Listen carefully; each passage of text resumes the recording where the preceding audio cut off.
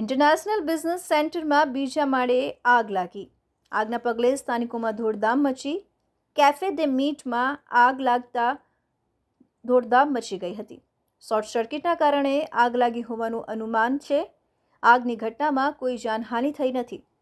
ફાયરની team દ્વારા આગ પર કાબૂ મેળવવામાં આવ્યું છે.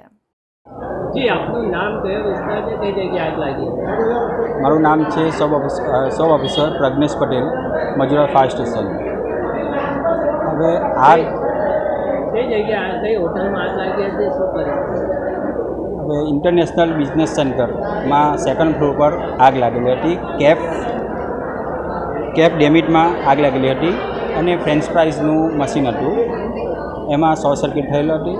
તો અમારું વેસુ ફાયર સ્ટેશન અને મજુરા ફાયર સ્ટેશન ઘટના સ્થળે આવ્યા એ પહેલાં ત્યાંના કર્મચારીએ એક્સયુઝર યુઝ કરી આગ ખોલવી નાખેલી હતી. અને અહીંયાના લોકોને અમે મોકડ્રીલ કરાવેલ અને એક્સયુઝરની તાલીમ આપેલ કે તેનો યુઝ કરી આ લોકોએ આગ પર કાબૂ કરેલ છે. કેવી રીતે આ લોકોએ ટ્રેનિંગ આપેલી?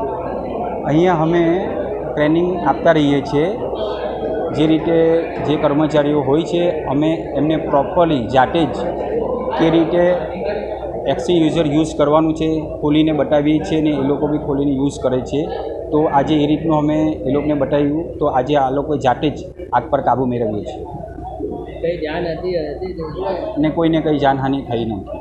શું મેસેજ આપવા માંગો છો?